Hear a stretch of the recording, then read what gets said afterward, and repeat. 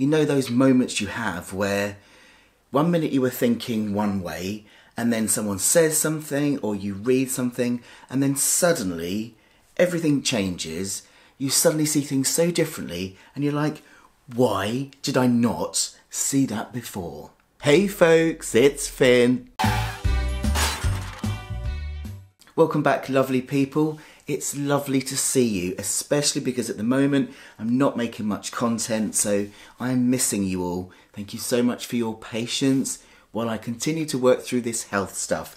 So I still don't have a diagnosis as yet. I'm still going through lots of tests. I'm actually sat here with a heart monitor on as we speak. Yes, that's how exciting life is at the moment. So, whether this turns out to be ME, CFS or not, it is clear that this is not going away anytime soon. Life has to change. And I've recently had some of those huge realizations where, you know, suddenly things are much clearer and you just ask yourself how you didn't notice this before. And one of the two things I'm really looking at the moment are the impact of burnout, of doing too much, on my fatigue that I currently have, and on the impact of trauma. So in today's video, I'm going to talk about burnout, and I want to talk about the things I've realised and the things that have been helping me to realise this and how realising this is helping, if that makes sense. And I want to talk about a book that I've recently read called Laziness Does Not Exist by Devon Price. It's a fantastic book, and I'm going to link that in the description below so you can find out more about that. And then my next video will go into the impact of trauma. Make sense? This is going to be a Finn waffle because it's very much about sharing with you as I realise this stuff myself. So hopefully it'll still be of help. Perhaps somebody else who is in the beginning of a health problem, managing fatigue, perhaps it won't be just a waffle, it might actually be helpful too. But before we get stuck in, a huge welcome to all my new subscribers and people that have been commenting on my videos lately. I'm a bit slow to reply, but it's lovely to see so many of you around, especially as my content isn't my usual content right now and it is all focused on this health business. So the fact that you're still subscribing means the world. And if you've been watching and you haven't subscribed, I'd really love it if you would. I am going to get back to regular content and all sorts of varied content, and the more the merrier to join the Finn fam. So, as they say, there is nothing like a health crisis to make you see things clearer.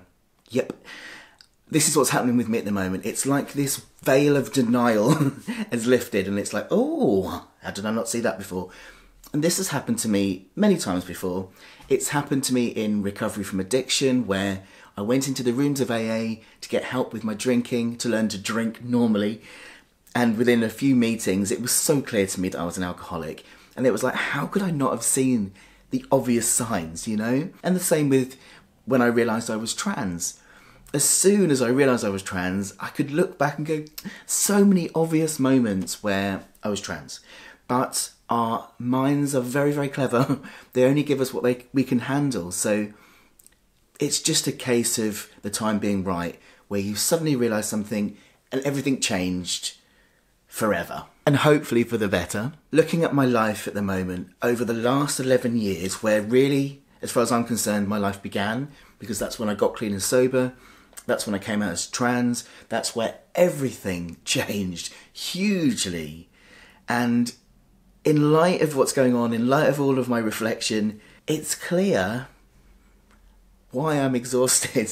It's clear that, you know, I'm in burnout. I am. I've done so much over these last 11 years. And although I knew that, it's like I have this new awareness of really seeing just how much I've packed into 11 years, just how much I do, even now on a daily basis, you know.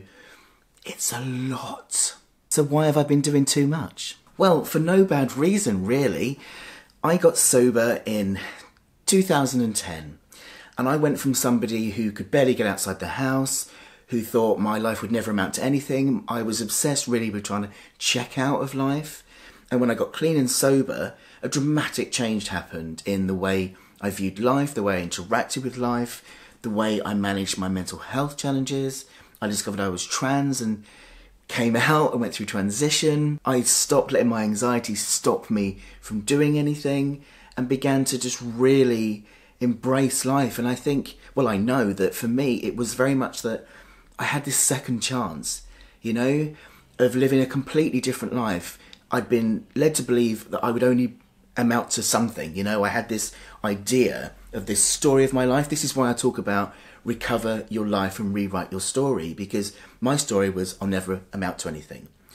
By getting clean and sober, by coming out as trans, going through transition, learning to manage my mental health in a positive way, I recovered my life. Even if I wasn't fully recovered, because sometimes we can't, but what I did do was recover my ability to live a happy, productive life. And I rewrote my entire story of what I could do in life. And this was all because of a passion to really live life for the first time. Life was amazing. Not something to escape, but something to really like soak up every single last second and get the most out of it, you know, to really suck the marrow out of life. And suck that marrow I did. Let's just look at this, shall we? Since 2010, I have got clean and sober from cannabis and alcohol, stopped self-harming, mostly mended my relationship with food in that I don't have disordered eating anymore. I came out as trans and went through gender transition. I learned to not let my anxiety keep me indoors. I managed to go back to university and I got a degree, a first degree no less, in psychology with the Open University. I started my own small business. I wrote a book. I've been doing public speaking. You know, all of these things. This life is incredible. Anybody's life who manages to recover from addiction is incredible. But for me to then go and do all of this stuff in just 11 short years, I've done all of this, is a lot. And of course, these are amazing achievements. I'm not saying they're not. I'm not saying that. What I'm saying is, in 11 years, that's a lot. I could have spread them out more, right? And it's not just that. They're continuing now. It's like, I always want to achieve more and do more. And honestly, I'm going to talk a bit more about this in a minute. It did come from a place of like, wow, I can do anything I want. I really can. I am capable. And to have that different mindset from like, you'll never amount to nothing, I think in some way might have become a bit addictive. I'm going to get to that in a minute. But yeah, I mean, it wasn't really for anything other than I'm really loving this. Now, this isn't the first time I've been having a realisation of me doing too much. If you watch me regularly, you'll have remembered that last year, I think it was last year, COVID time, always a bit confusing, I had some counselling because I was struggling to deal with the death of losing my mum. And in this counselling, I realised that I was doing too much. I suddenly had a moment of clarity, very much like this, where I was like, of course I'm doing too much. I'm asking way too much of myself, putting too much pressure on. I realised that I was overstepping my boundaries. I was sharing far too much of my life. I was almost using growing my business as a way to not deal with losing my mum. And I'd just been spreading my seeds of this garden everywhere. If you remember me talking about this garden metaphor, I had loads of different flower beds and I just didn't have the energy to look after them all, and I had to decide what went. And I re-evaluated my thoughts, beliefs, morals and philosophies in terms of what I wanted to do. I also watched The Social Media Dilemma, great thing on Netflix. I don't think it's on there anymore. I think it might still be on YouTube. But it really helped me to just see I wasn't doing things the way I wanted to. So I took a step back. I stopped sharing so much of myself and took some time for my own personal life with me and Chris to one side so that it wasn't all the time. I set boundaries on when I was replying to messages and what I was doing. I started to ask for more money rather than giving myself away for free all the time, valuing myself. And this was an incredible change. I went back to posting videos and things for self-enjoyment rather than just for my business. I didn't want to be part of this social media madness, you know, of just sharing, all of that. And it was a really amazing turning point where I took a step back, reevaluated, and then stepped forward with a new vision. And I think what's happening now is a continuation of that piece of work. I think I always talk about my onion, and I think this onion, I dealt with all of that layer, and now this new layer is coming off, where I have to look once more at what I'm doing, the intensity of what I'm doing, and why, and reevaluate again. I clearly have a very large onion. Now, one thing that is really helping me at the moment is an incredible book by Devon Price, which is called Laziness Doesn't Exist. Now, one of you wonderful FinFam members mentioned this book to me in the comments of a video. I have really bad brain fog at the moment. I cannot remember who recommended it. I can't find the comment, but thank you so much, because that book was exactly what I needed to read. Because I, of course, was having this realisation that I was doing too much, but I was really struggling to accept the need to stop. And I was having lots of problems with just feeling really lazy, because I like to be someone that's on the go, and for me to just sit, for me to say no, for me to be in bed, all of these things that was just making me feel really icky. And reading Devon Price's book has just helped so much. So thank you so much, whoever that was. Devon talks a lot about how we've been fed this lie through culture that we can only have worth if we are achieving. So our worth is equal to our output. And this has slowly been infiltrating our culture for years, hasn't it? Since like the capitalist mindset started. And we can see this really clearly. If you watch a couple of adverts, you see it instantly. There are adverts for like cold and flu remedies, for example, that all have this message of, now you can use this on the go and you don't have to stop. And the same with things like food. So you'll have a breakfast bar that says, now you can just have breakfast and go. And this whole thing is about perpetuating this idea that the best thing in the world is just to keep going, to never stop, and that it's bad to stop. It's bad to take time out if we're poorly. It's bad to take time out for self-care, for a nice, cooked, healthy breakfast in quiet before going to work. And this is pervasive through all of our culture. It really is. And I kind of knew this, of course, but the way Devon presents all of this just makes you think, oh my goodness, how much of this that, although I know, I'm still a part of, you know? I have definitely ingested this idea that if I stop, I am lazy, and that my role in life is always to be achieving, improving, doing. And I hadn't realised how much that was playing into everything I do. One of those aha moments. Whilst my drive has been a genuine passion to improve myself, to do the things I've always wanted to do, and my love of helping other people, there has also been an undercurrent I can now see of this need to achieve. And I can see that a lot of that is driven by my queer identity and myself as a person with addiction history and mental health challenges. And what I mean by this is Devon talks a lot about how, especially LGBT people, we are often feeling like we're less than everyone else. And so we tend to be overachievers because it's a way of showing our worth, because we're not as valued as cis-het society. So we work twice as hard to be accepted and to see that we're achieving. And I can see that in my own life, you know. To be a trans man who is also having his own business and being successful elevates me. I really hadn't seen it like that, but I have definitely got this underneath thing happening that I've got to prove myself. And especially this comes into play with my mental health and addiction, because for years I felt really ashamed of not being able to work. I worked all of my life up until a point where I couldn't. And that was in my early 30s when I crashed and burned, and I was in and out of mental health places, and physically, mentally, I could not work. And I had to go on government benefits, financial benefits. And we are shamed daily by that. There is always a headline saying benefit scroungers, one thing or the other like that. And of course that's affected me.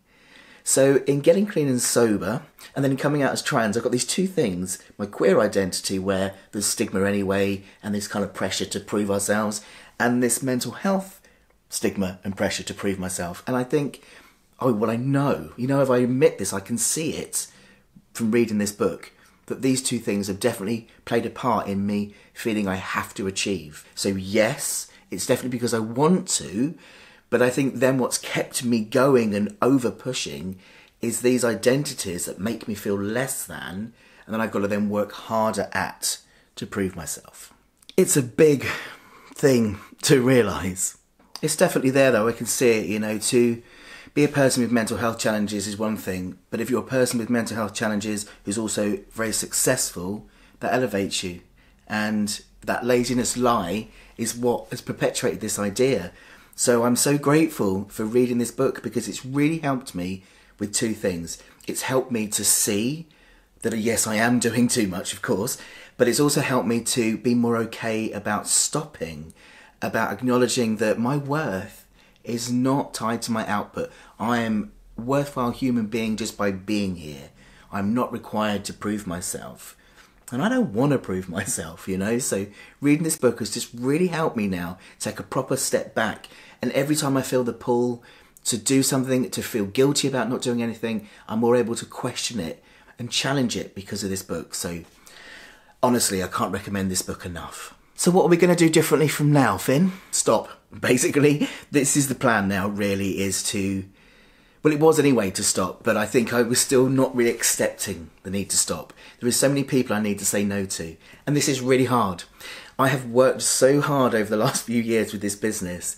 You know, I love what I do. I love helping other people, but I needed that to make me money because I couldn't do it for free. And I've worked so hard with lots of different avenues to gain an income to support myself so I can do the work I want to do in stigma around trans issues, mental health. I love this stuff. I love it.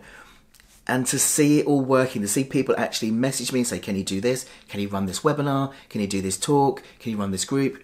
It's wonderful, right? And so now to have to be saying, I'm really sorry, at the moment, I don't have capacity. I'm having to look after my health. It's so painfully hard to do. It really, really is.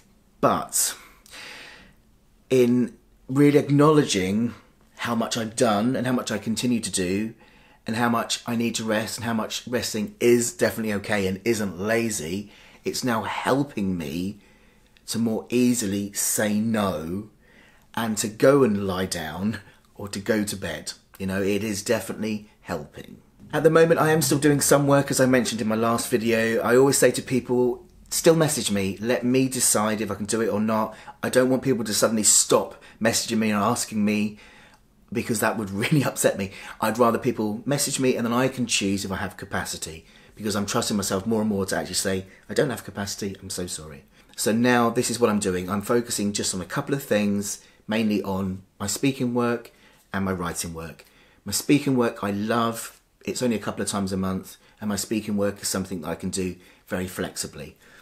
And in these realizations happening, I noticed last week that it changed from feeling really guilty and sad about all the things I can't do to suddenly feeling quite excited about just focusing on these two things, because speaking and writing are my two favourite things in the world.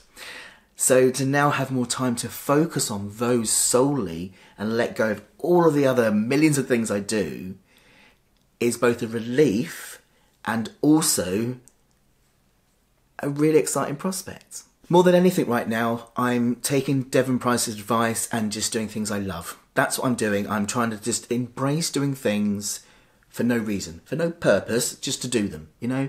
Even if it's lying here looking out at my lovely blue sky for an hour and not feeling guilty about it. Just doing things for the sake of doing them rather for them to mean something. I'm running an experiment at the moment with playing with TikTok. I've never gone on TikTok before. It's very different to all the other platforms I use. And I love creating, and it breaks my heart to not be able to make videos.